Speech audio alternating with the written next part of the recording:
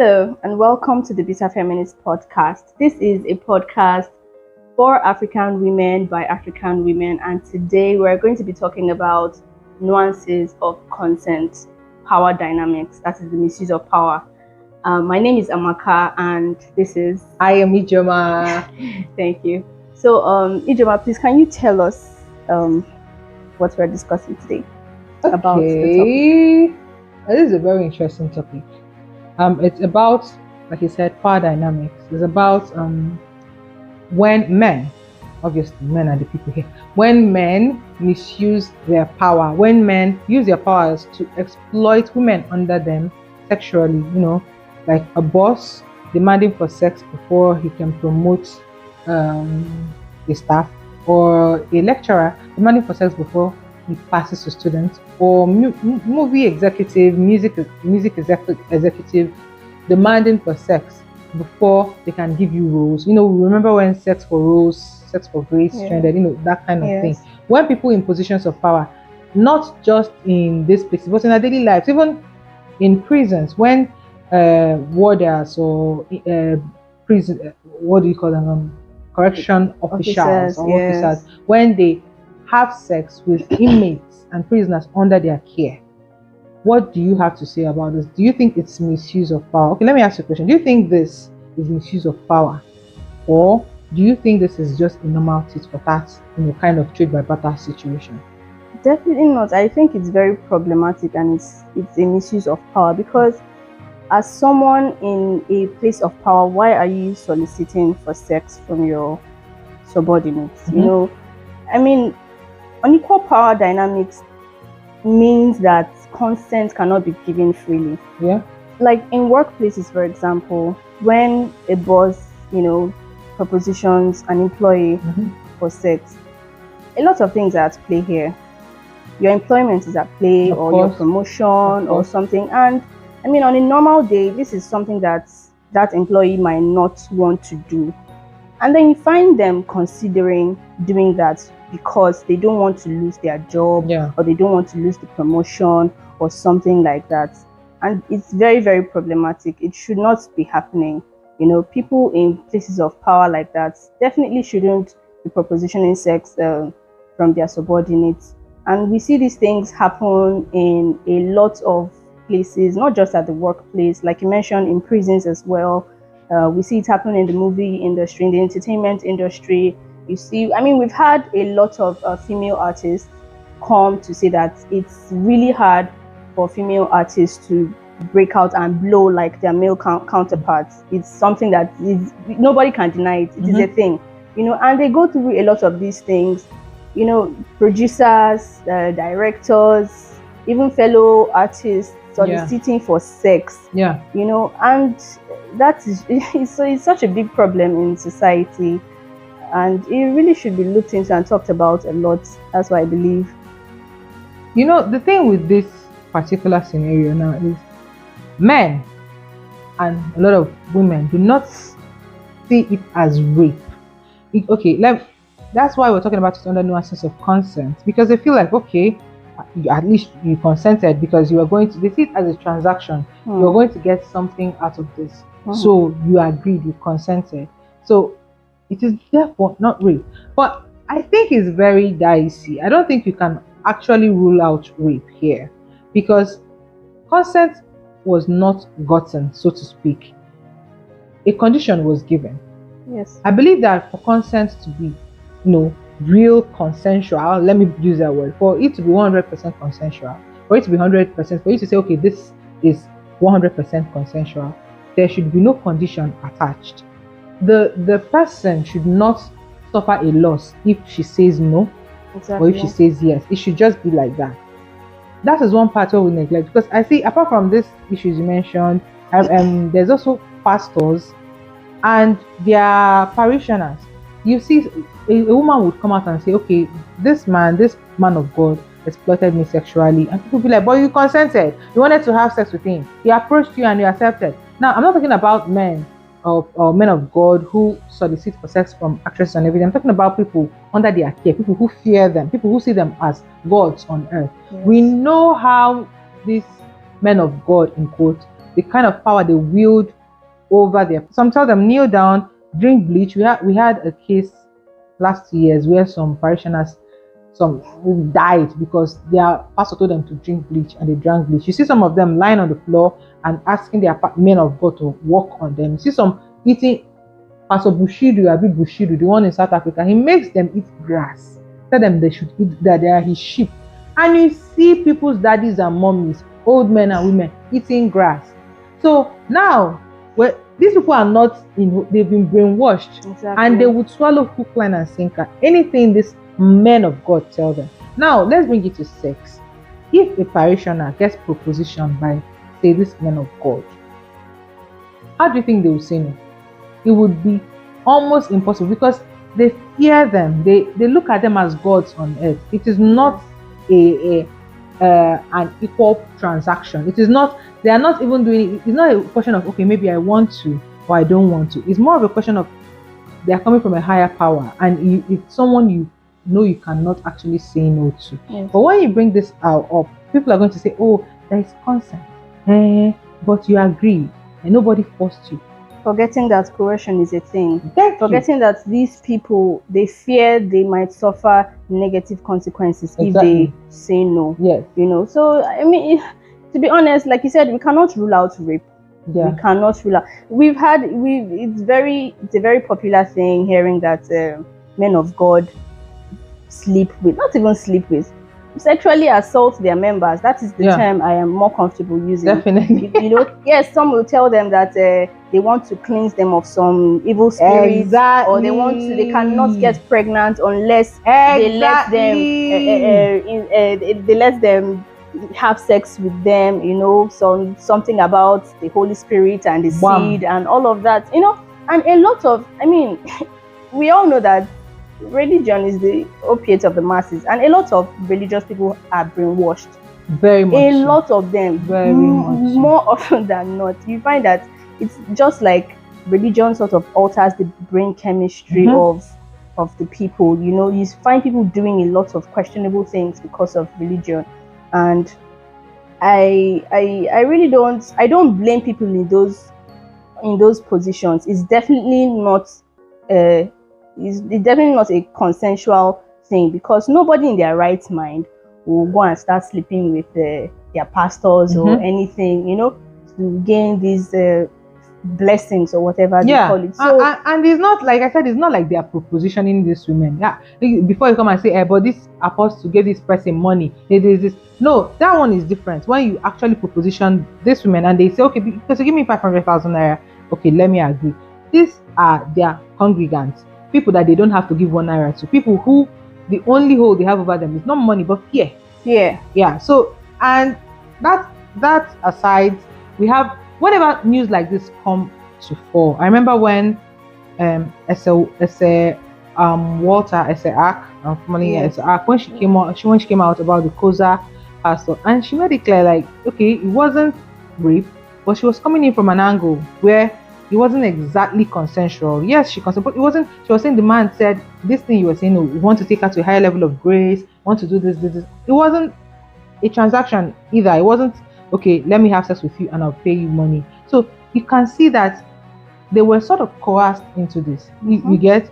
They use Bible to knock you on the head. This episode is not even just about church or men of God, but this is like one of the examples, rampant examples we have. So, and at the end of the day, because they are afraid, religious people are always afraid. We're afraid of hellfire, we're afraid of devil, we're afraid of witches and wizards, we're afraid of this and that. And you're afraid, okay, if I say no, there might be some repercussions. This is the God they see. They call these men daddies. This is their God. And then when they go ahead and do it, and then maybe tomorrow they feel like, okay, this isn't right. I was coerced into this. I feel dirty. This isn't how I'm supposed to feel. And they speak up. Everybody will go, but you enjoyed it. Yes. But you consented. No, this is what we're talking about in nuances of consent. All yes is not yes. This is one of the things that we're talking about. Another example is like this school, sex for brains. Oh yes, that one is just so bad that it's deep into the education system, especially in Nigeria. you and I know when you were in school, I'm sure you heard Oh, stories. God. I'm sure you even had probably had experiences. Oh, definitely I did. In my school, even though I don't want to name this man's name, he was in computer science, one of the lecturers in computer science. Now, what the computer science departments, what they are known for, they are lecturers. When they proposition you and they tell you, okay, if you don't have sex with them, you're going to fail. They apart from collecting money from you, they make you use your own money to go and book a hotel room for them. Yeah, and they pick the hotel room, so you can't go and pick, they pick the hotel that they're familiar with, the hotel that they're comfortable with, the hotel that they know the receptionist and they know that they're not being set up. To protect themselves. Exactly, so that you won't come and approach them and say surprise, we come and no, they pick their own hotels. Now, what the woman does is she pays for the room. They're not giving you money. The lady pays for the room. So that when questions are asked, you say, how do you pay for the room? And then when you get to the room, you stay there and you not invite them. Before they come, they call the receptionist and ask, hope post is clear. Receptionist or whoever works there, and their post is clear, it's not a language. And then they will now call. Now, they do all this, you see all the steps they take to protect themselves. So that if it leaks tomorrow, they say, but I was on my own. This lady now called me and and I went. At the end of the day, when something like this happens, and maybe the lady speaks up, everybody will go, but you consented, you wanted it, you did. And they forget that this was sort of, there was a power play involved. This lady had to say yes so that she would graduate. She didn't just say yes because she wanted to say yes. She didn't just say yes because she was sexed out. I mean, so many people even want to sleep with those hungry ass, jetty ass looking old women. Shots Really? fired. Not really. Really. Even their wives don't sleep with them. The younger girls. It is what it is. Well, yeah, it's true. At the end of the day, when you say, I've said I didn't know this one, but the truth is, when cases like this come, people go, but it's not consent. When you sleep with, when you are threatened by your employer and you told if you don't sleep with me, you're going to lose it. And you know that you risk losing your job if you say it to this man. And then just give in so you can have it. It is not actually consensual. And I think the biggest example we have is that of Harvey Weinstein, where he kept on, the actresses that were coming to his, for him to work with, he kept on propositioning them, kept on having sex with them. Obviously, if it were Nigerian, everybody would say, but they consented. He could have said no, could have left with your dignity, he could have left with. A lot of women, A-list actresses, from Angelina Jolie to so many of them, I think Lupita even spoke, so many of them came out to say that this man forces them to have sex. Yes, they might give him because they don't want to lose a major motion picture. These are movies that potentially changed their lives. Yes, and you saying no, so some say he kissed them forcefully, he grabbed them, he did this. A lot of women stepped up.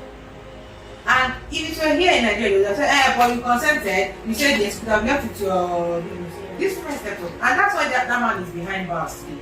Because in civilized countries, they know that what that man was doing, rape, it wasn't consensual. It's only here that will come with the splitting heads and saying, but maybe it is. But maybe giving excuses. Knowing that these things are not black and white. They are not black and white. I mean, I want to use myself for example. There's this job I would have gotten that would have literally turned my life around. You know, I went. It happened like all of a sudden. It wasn't even planned. So I got acquainted with this man through my friend, and we just got talking. And he was impressed by our conversation, which was even totally out of anything job. So I started telling him something I was good at, just basically just selling myself. And it happened that this was something he was into as well. Oh. And there and then we discussed salary prospects, bonuses, everything. And I was very, very excited. Now, fast forward to a few days later, I opened my WhatsApp. It was in the morning. That was the first text. That was what I woke up to. I opened my WhatsApp and this man sent me porn videos. Just like that. You have to respect the audacity of Like men. the At some point, it stops disgusting. You just have to respect it. It's crazy. Porn videos. For what? How? Like, how did we get there? How did we get there? Saying things like, he just said a lot of things. I really cried. It really hurt me. I won't even lie because I was already looking forward to that kind of working with him and disappointment. improving those skills. And it was just really, really disappointing that because he was just passing a message. CEO, you have to, yes. Because to be honest, he later said that like verbally, he later came forward. I had to question him that what does this mean? Why did you say me that? Not like and acting as if I am a child, acting as if I don't know what's up. And he knows I'm only just pretending to be quiet and all that. That he knows that I know what's up. I should just grow up. All those stupid languages they use is very disgusting, you know.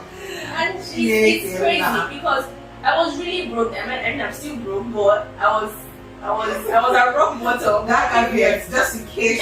I was at rock bottom that period, and nothing stopped me from, you know, accepting his offer and everything. But please, I was just too disgusted and really, really sad. I just had to let everything go. So imagine I actually accepted his offer, and then tomorrow I'll now come and speak up that this one happened and that one. Of course, people will ask me, couldn't you have just left the job and found another one? Mm-hmm. Must you have this? Must you have? Meanwhile, I was barely eating a square meal that period. You know, so it's just really bad. As a person in the position of power, you just have no business asking your subordinates for sex. Yeah, it's something that men have. You know, they've mastered the art. They will ask this, but they don't even care. And I think this is where I will respect some countries, because then they make it they ban such type of relationships. Yes. In workplaces, you're not allowed to date your subordinates. Just like that. It is just like, I think this guy was fired. Now that Nigerian guy that carried his penis abroad to come and embarrass us, Nia Long's fiancé, Udoka, because he had. It's part of your contract. You're not allowed to have interpersonal relationships with your subordinates. And once you do, you get the boots. And that was why he was. So people were like, "Oh, why are you firing somebody for cheating?" He's not saying no, but he wasn't fired for cheating. He was fired for having interpersonal. Yes. So they know what they are trying to avoid. Same thing in schools. Schools ban relationships with that kind of sexual relationships with lecturers and students. They are actually looking out for these people because they know that if it's not checked, if it goes unchecked, the sexual exploitation is going to take over. But here in Nigeria, we're just busy, splitting heads and saying, "No, it's the ladies' students' fault. Why can't they read? Why can't they this?" Why? There are students abroad who, if they had that choice, the only thing protecting them is because there are stricter laws there, because they know that you can't do this thing, and the school does not play. But here in Nigeria, women should know themselves. Women should have some dignity. It's not. And some of the people who mouth off like this are also women. I want you to know that part of consent is not just when they say no is no. Yeah, that's one. Well, not all yeses are yes. The yes has to be free of every caveat. There should be no condition attached to the yes for that yes to be real yes. If I know that if I say no, I tend to do something, then it's no longer an option. You're not giving me an option, you're giving me a condition. It's no longer can you sleep with me, yes or no. It's no longer if you sleep with me, you get this. If you don't sleep with me, you get this. It is no longer an option, it's no longer fair ground. Where if the party says no, you lose out on something. And that takes away that concept. It's no longer consensual. Yes. It's no longer consensual. You're very right. And it doesn't even only happen in offices and these places. It happens even with our friends. The other day we talked about how you visit some male friends and you go come and drag your pants with them. I've been in a situation where I traveled from school to town. I think it was February 14th, the next day. So I wanted to spend my Valentine's at the orphanage. So I went to the market and bought something. I don't be better person, don't worry. So I went to the market and bought some things and I forgot my bag because things I was carrying, they were just a lot. I forgot my bag there, and by the time I realized I'd already gotten to my destination and then I started looking for the bag. It was already late then. I didn't know anybody in that particular town except one person. Now I called up this person and asked if I could spend the night there. And said, were like, sure, no problem. It's been a while. I told them what happened because my intention was to go back the next day to the market to look for my bag, to trace my set and everything. So I went to this friend's house and they came back from church. And then as as the day progressed, it was time for bed and everything. And this man dead ass told me, looked me in the eye and said, I hope you know there's no way you stay in my house and you sleep over in my house and you will not do anything sexual. Like, he told me, point blank, period. Like, get ready. I hope you know there's no way you're going to spend the night. A night accommodation. You go on for. Like, there was a condition attached. Already. And it was so crazy because I was just looking at this person like, how did we get here? Because I needed that accommodation. Obviously, at the time, I could not afford a hotel room. Could not afford it. Even if I could, I already used the money to buy things at the market. So I had to beg and beg and beg and beg. This is someone that just came back from church. It's all the Holy Spirit looking at him like, yay! So it's just insane. And even if I agreed to do anything sexual with him, he definitely did not have my consent. Obviously. I was scared of being thrown out at night. I was See, scared. I think almost every lady has an I was almost thrown out story. Some where and some had to give in because the alternative was I remember there's a lady that made a post like that she had to give in, not because she wanted to, but because the alternative was there were cultists actually outside.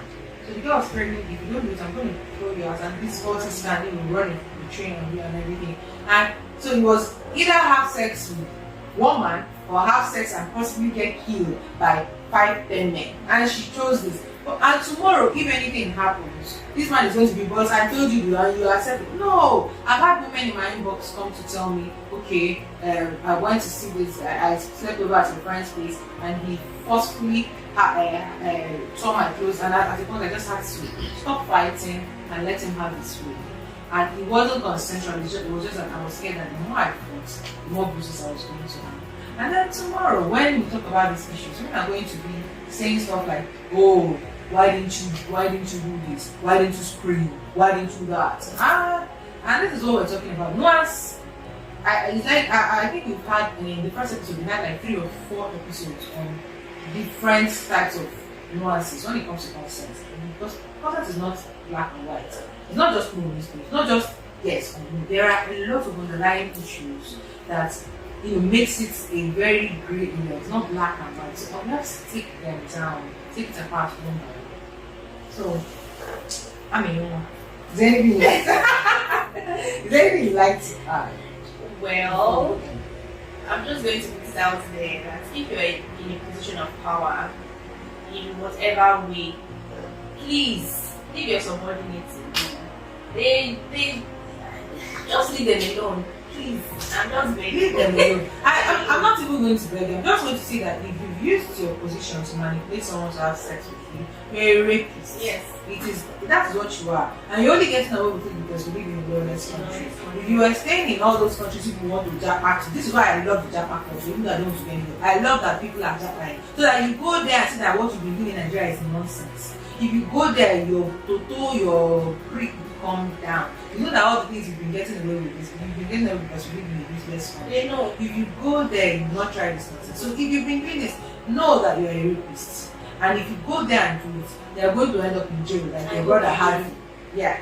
You end up there. The fact that these women allowed you, or just when you give them a condition and because of the condition you're giving them, they let you have your way, it does not make it consensual. And I need more women to understand it so that you won't come to these women, the victims, to tell them, oh, but it was not rape. You could have chosen, you had an option. No, they don't. There are situations which you literally have no options. You cannot, when the option there is death or go out, let other men rape you, you don't have an option. It is not an option. So choose the lesser evil. Exactly. So these are conditions that are given to this woman. Because when you talk about all the sex for goods or whatever, you see that if you had read, when you read, it's not that black and white. It's not about that. So I want more women to understand that there are nuances to this concept and to know that if you've been in this type of situation, it is not your fault. Because a lot of women need this type of guilt. Oh my god, The it's terrible. the kind of guilt that haunts them, because they feel like, I let myself down, I let this one, I chose this. You did not choose it. You did not have any other options of doing it. You wanted that promotion, you wanted to stay alive, it was not your fault. You did not have, in a fair world, those are not the options you're supposed to get. So I feel, and then the people that are going, but in some of them, the relationships come as well. I'm going to tell you that you're still a rapist, just that maybe you probably married the person you raped. If you really love somebody, let them finish, let them get out of your control before you can position them. Yes. If you're a lecturer, exactly. If you're a lecturer and there is a student you like, wait for her to graduate, then you can proposition her. That's how they do it. That's a life way of doing the Japan. That's how they do it. You don't go. If there is you are a warden and there is an inmate you like, wait for her to leave you, or wait for her to leave that place. Then you can proposition her.